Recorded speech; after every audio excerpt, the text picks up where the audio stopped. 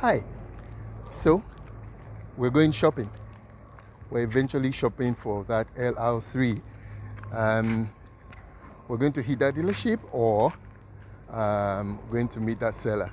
So basically I'm going to be showing you what you can see or what you can check firsthand when buying an LR3, and you don't need a mechanic to go with you so you don't make the wrong choice. So let's go. Basically, these are checks that you can tell firsthand. Once you look at the car, you know what you're looking at and you know what you want to buy.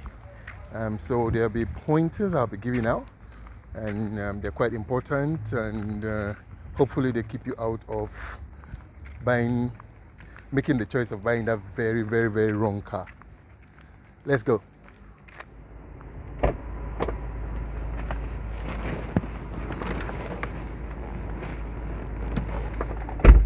Okay, let's go get your LR3.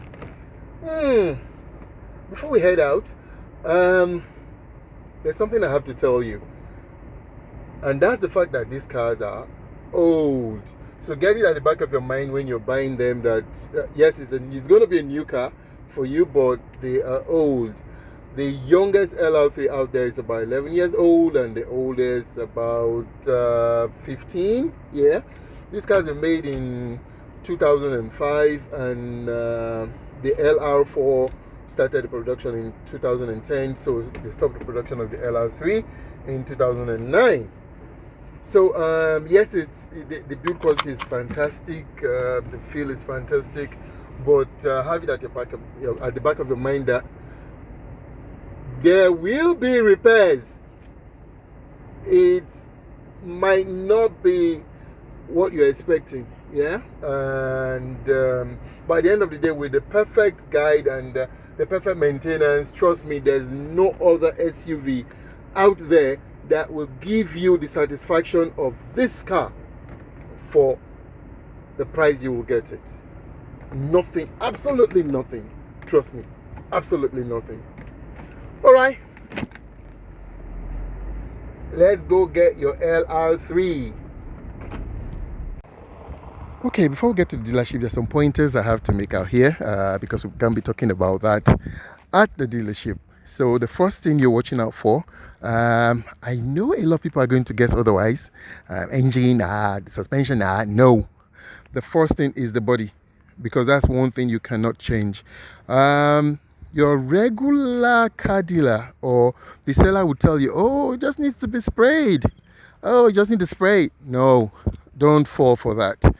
Oh, it's not my color, don't fall for that. That's one of the most difficult things in a car. That's the first thing you can tell if a car has been worked on, the color. So you're watching out for dents, you're watching out for scuffs, and you're going to hit on the body like this. And it's meant to sound like a pan and not like you're knocking on wood or plastic like this. So the body should sound like a pan for the LR3. Okay, and the easiest way to know if a car has been worked on is to look at it from this angle. From this same angle I am. And you remember when you're cleaning your table, your dining table or your glassware or your television, there's this reflection you can see, that smooth reflection. That's what you're looking out for. If it's jagged or if it's rough or otherwise, that means the car's been worked on. You knock on that and you're going to hear some sound. So that's the first thing you're checking for. The body, it has to be perfect because you're going to be spending a whole lot more on other parts. And also go underneath.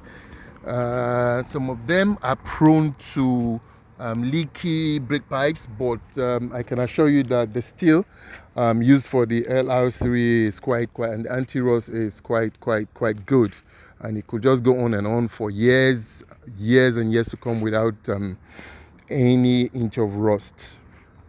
So that's it, the body. You're checking the body first. So the next thing you have to check is the engine. Trust me, there's not much to see here as an end user. But the first telltale for any Land Rover is the expansion tank here. When you look at it, you should have fluid, coolant fluid of this same exact color. If it's lighter, means something has gone wrong, or if it's just water, means something of course has gone wrong too. If it's mixed with some blackish substance, means you've had contamination from the transmission or the oil cooler. And if it's too red, means the owner has been using some wrong fluid. Okay, so the next place you go to is you pull out the dipstick. It should be gold. It should be gold and not and you can actually smell it. If you can go ahead to smell it, take a swab, smell it. It shouldn't smell burnt. It should be gold, healthy gold. It shouldn't be black or too dark. That would actually signify wrong maintenance. Then you can also just take a look down there at the AC compressor if you actually can identify that. But if you can't, you can actually seek some help for that. Then when you turn it over, the engine should pour over smoothly. For any Land Rover, especially the V8s, it should turn over smoothly. The fan should come on a bit high from cold and go down. That's quite normal. So that's about all you can actually see from the engine as an end user. Okay, now we are on to the major worry of everybody: suspension. This is the suspension malfunction indicator there, and any LR3 you're buying should not have that on. It should come on when you start it and go off. It should not be on at all. If it's on, means you already started with the suspension problem right from day one. Okay, so that being said, what you also look out for is to make sure this illumination signal is on. This one here, this light here, make sure it's on.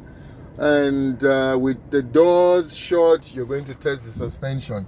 Turn on the ignition, let it idle for a bit, then push this button up. Now the car should go up. That's the off-road mode selected. The car should go up. And if you have the nav version, it should indicate off-road there once it goes into off-road. But if you don't, there's going to be also this same sign here to indicate that the car has gone off-road. Okay, so you wait a bit, select the normal height once more, wait a bit and select access. So it should show lowering here, and once it's selected, it should show on the dashboard here. Access mode is the mode you select when you're loading stuff or when you have elderly people getting into the car and all that. So this should be on like this. So what you can do again is to attempt to go into off-road. Do it no matter what the dealer is saying. Do it thrice. Go from off-road to access thrice.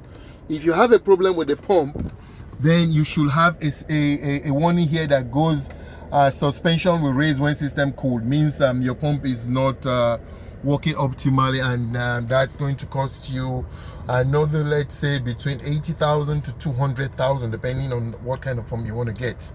So that's for the air suspension.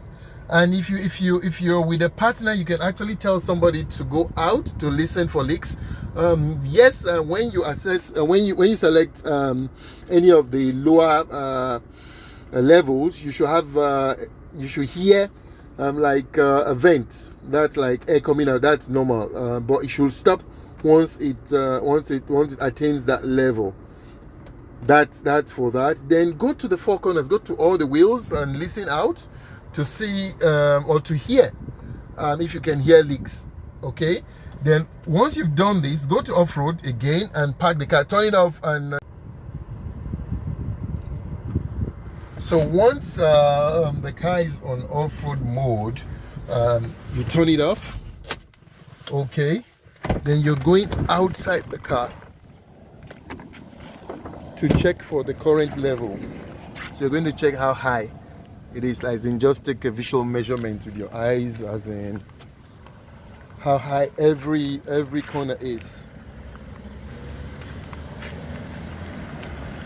Okay, and once that's done, you can just chill out for 10, 20, 30 minutes and come back to see if any of the angles have dropped. If it has dropped, means you have a problem. There's a leak from any of those, from any of the balloons. Okay, and while you're attempting your ride height, up, down, up, down, up, down, if the suspension warning light comes on, means there's a problem with the suspension. So that's another one to watch out for. So of course, if you have the chance to drive the car through over undulating surfaces and normal roads, the ride of an LR3 should be smooth. It shouldn't be bouncy, and it shouldn't be too hard. So it should be smooth and comfy. Yeah, because you're actually riding on air. So if you have a problem with the ride quality or noise or stuff like that, like I said, it's going to cost you between 150 to, if you have to change all the balloons, your bill could go as high as 500. So you see, already on the suspension alone, if we're actually including the pump, you're already on 1 million. So people always come to me to go like, oh, there's this LR3 I sell for 1 million naira. Restoring an LR3 to perfection, or at least to nice motoring levels, could take as much as 3 million or more if you buy the wrong car. So it's quite important that you go through this through the whole video to know what you're buying and you don't get into trouble. Now a lot of people actually just they look at the interior when buying a car. For the LR3 and Range Rover Sport, between 2006 to 2009, there was real serious problem with the dashboard, and this is easily fixed with your local interior person. You can reupholster it to perfection, or put a new layer on this. But if you want a replacement, it's going to cost you, let's say, between 100 to 150,000. And for the seats and the roof is going to cost you somewhere between 50 to 80,000 to reupholster, and the seats about 150,000, depends on the leather or leatherette you might want to use. So that's for the interior and